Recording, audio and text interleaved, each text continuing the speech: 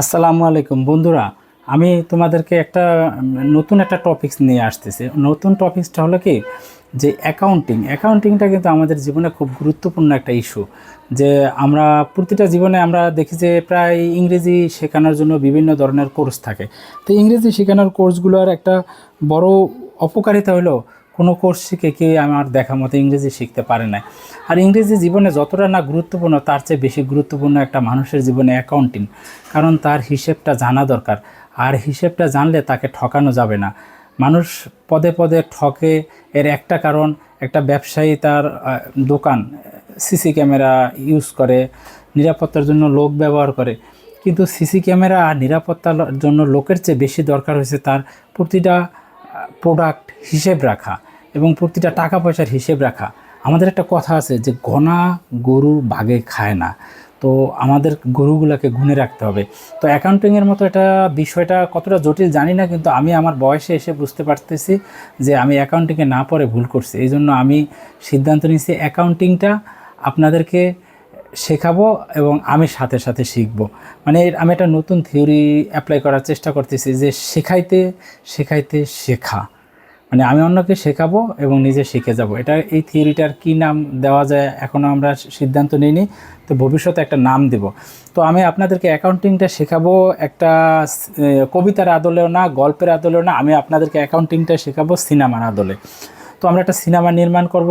ধরুন সিনেমাটার নাম হলো সবার অঙ্ক মিলে আমার অঙ্ক মিলে না। মানে ঘটনা হয়েছে কি, অনেকেই সিনেমা বানায় ফকির হয়ে যায়। অনেক তারকারা জীবনে খুবই দুর্দশাগ্রস্ত, হিউজ পরিমাণ টাকা কামাই করে একটা তারকা, লাক্সারিয়াস লাইফ লিড দেয়। কিন্তু শেষ জীবনে দেখা যায় কি, তাকে বিভিন্ন অনুদানের জন্য হাত পাতা লাগে। তো তাদের জীবনের অঙ্কটাই মিলে না, অথচ তারা মানুষকে বিভিন্ন ধরনের সাজেশন দেওয়ার চেষ্টা করে। তো আমি একটা সিনেমা বানাবো, সেই সিনেমাটার নাম হবে সবার অঙ্ক মিলে আমার অঙ্ক মিলে না। তো এইভাবে আমরা এগিয়ে যাব, সবার অঙ্ক মিলে আমার অঙ্ক মিলে না। তো সিনেমার গল্পে একজন চৌধুরী সাহেব থাকবেন, যে চৌধুরী সাহেবের একজন মেয়ে থাকবে। ধরুন চৌধুরী সাহেবের মেয়ের নাম হলো সারা। সারা সারা দেখতে খুবই সুন্দরী, শান্তশিষ্ট, ভদ্র এবং খুবই মার্জিত একটা মেয়ে। সে তার বড়লোক বাবার অনেক আদরে সোহাগে বড় হয়েছে এবং সে একজন একজন বাবা মার খুবই ভক্ত এবং অনুরাগী মেয়ে। যাই হোক, সে কলেজে গেল এবং কলেজে যাওয়ার ফলে ধরুন সারা একটা কলেজে পড়ে। কলেজের নাম ধরুন কি কলেজ দিলাম, সে একটা কলেজের নাম পড়ে ধরেন সে বরিশাল।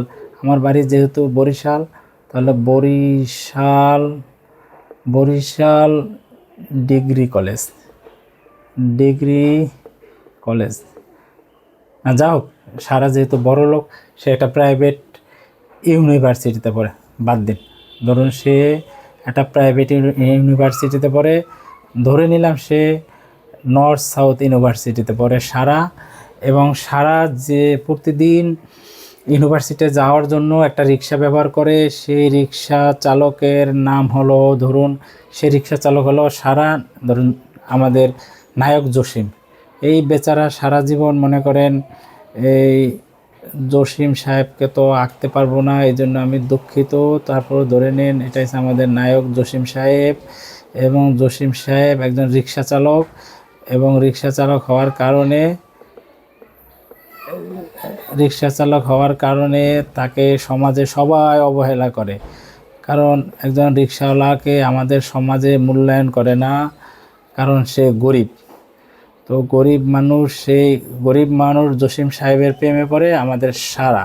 তো সারা আর জসিমের সাথে একটা প্রেম হয়, এবং প্রেম হওয়ার কারণে এই সারার বাবা চৌধুরী সাহেব, তার কানে বিষয়টা যায়। চৌধুরী সাহেবের কানে যাওয়ার ফলে চৌধুরী সাহেব তো চরম বিরক্ত হয়। ধরুন চৌধুরী সাহেবের নাম কি, ধরুন চৌধুরী সাহেবের নাম হচ্ছে মনোয়ার।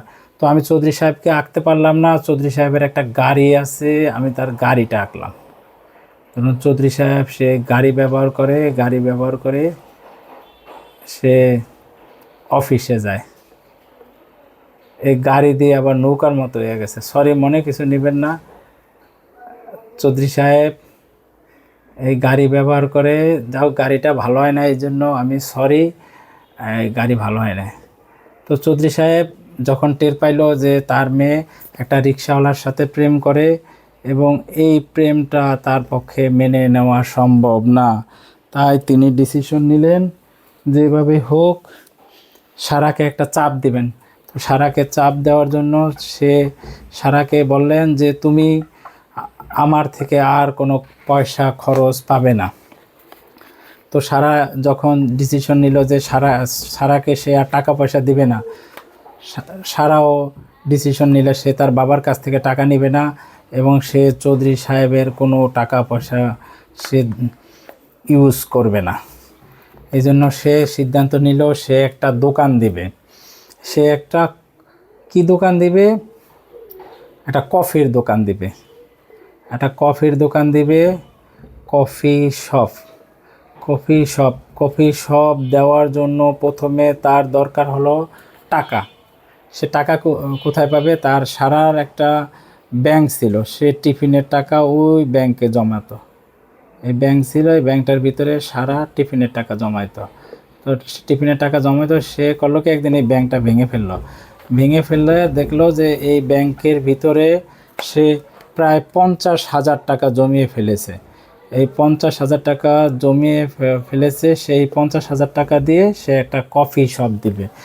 যাই হোক, সে কফি শপ দেওয়ার ডিসিশন নেওয়ার কারণে সে এই 50,000 টাকা হলো তার মূলধন।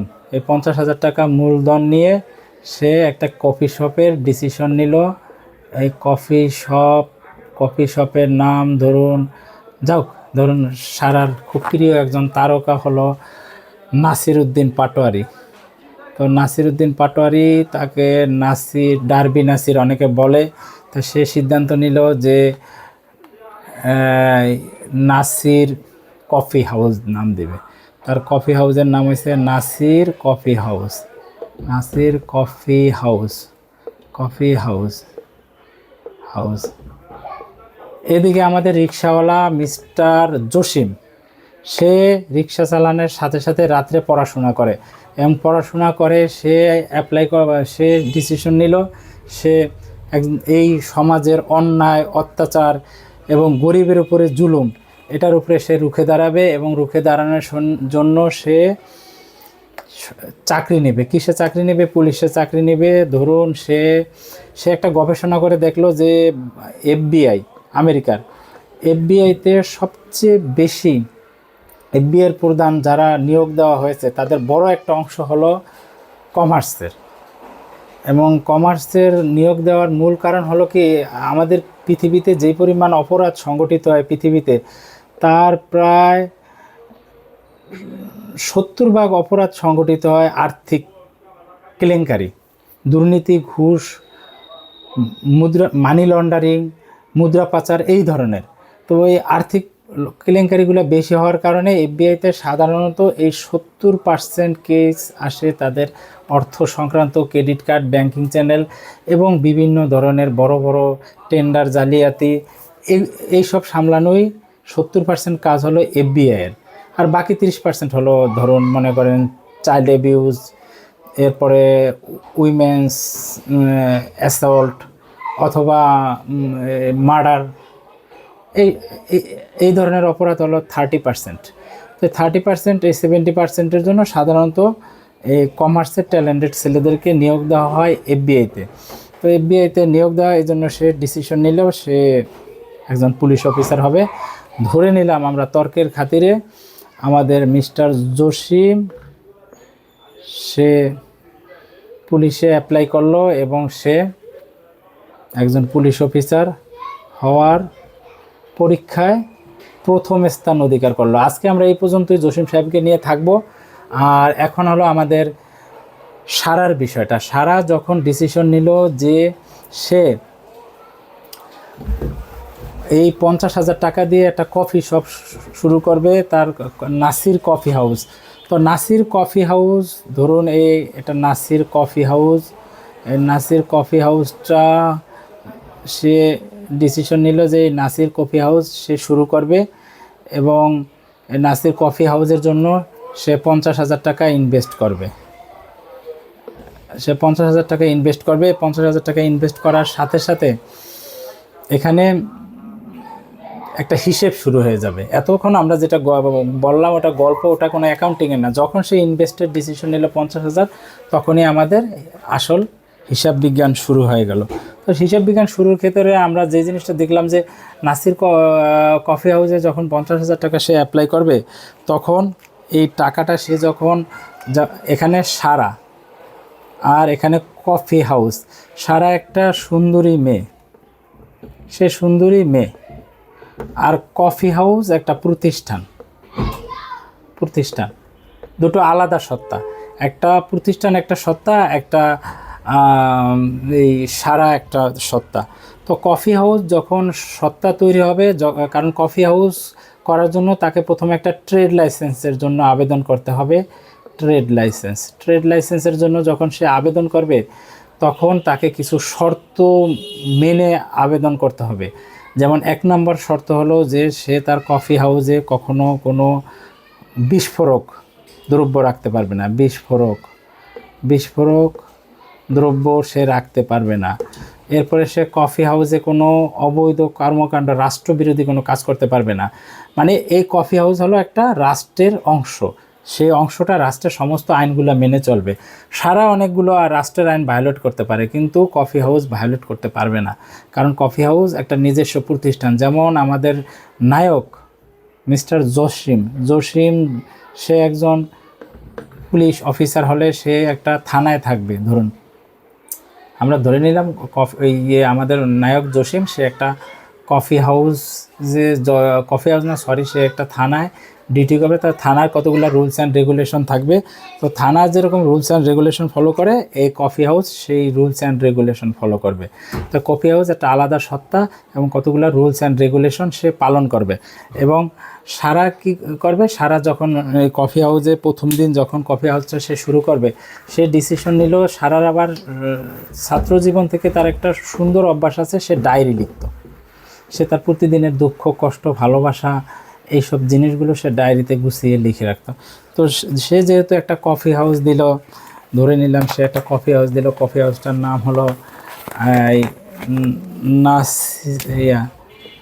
Nasir coffee house. তো নাসির কফি হাউস সে যখন প্রতিষ্ঠা করলো, তো নাসির কফি হাউস দেওয়ার সাথে সাথে সে যখন 50,000 টাকা নাসির কফি হাউসে সে ইনভেস্ট করবে, তখন সে একটা খাতা খুললো। সে খাতায় প্রতিদিনের হিসেবগুলো সে লিখে রাখবে। তো ডায়েরিতে সে সবসময় কবিতার ছন্দে লিখত। ডায়েরি লেখার একটা স্টাইল আছে, যেমন তারিখ দেওয়া। ধরুন আজকে 1 জানুয়ারি 2026 সাল। তো 26 সালে ও লিখত যে আজ জসিমকে দেখেছে এবং তার সাথে সে এই ফুচকা খেয়েছে মিজানের চটপটির দোকান থেকে, মিজান ফুচকা হাউস থেকে। তো তারা এক দিন এক একটা ফুচকা হাউসে যায়, এক দিন এক একটা পাতা তৈরি হয়।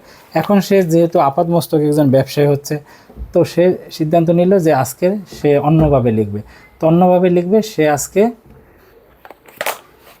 সেই নাসির কফি হাউসকে সে টাকা দিবে। তো নাসির কফি হাউসকে সে টাকা দিবে। এখানে 2টা সত্তা, একটা হলো আমাদের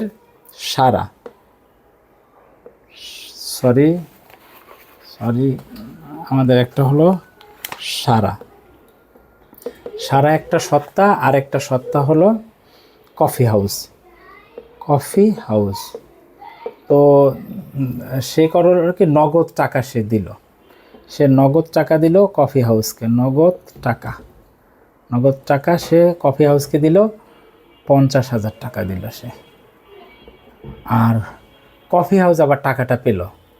তো 2টা হিসাব তৈরি হলো। আর কফি হাউস 50,000 টাকা পেল। তো 50,000 টাকা যখন পাওয়ার সাথে সাথে, তো আমাদের 2টা হিসেবের 2টো ফেস তৈরি হয়েছে। হিসেবের 2টো ফেস তৈরি হলো। আজকে এই পর্যন্তই। আগামী ক্লাসে আমরা একটু এই কফি হাউসের দুটো ফেস নিয়ে আলোচনা করব। তো ওইটা আলোচনা করার আগে আমাদেরকে একটু এই গল্পটাও ভালো করে বুঝতে হবে। যা হোক, আমাদের সবার অঙ্ক মিলে, আমার অঙ্ক মিলে না, কিন্তু আমাদের অঙ্ক, জীবনের অঙ্ক মিলতে হবে। এজন্য আমাদের সবাইকে খুব হিসেব করে চলতে হবে এবং প্রতিটির আয় ব্যয় এবং প্রতিটি আমাদের অর্থনৈতিক কর্মকাণ্ড একটা জায়গায় লিপিবদ্ধ করে রাখতে হবে। আর এই লিপিবদ্ধ করে রাখার ঘটনা থেকেই আমাদের জন্ম নিয়েছে হিসাব বিজ্ঞান। তো প্রিয় শিক্ষার্থীরা, আপনারা সবাই ভালো থাকবেন। আপনারা কষ্ট করে আমাদের ক্লাসে জয়েন করেছেন, এই জন্য আপনাদেরকে অনেক অনেক ভালোবাসা এবং শুভকামনা।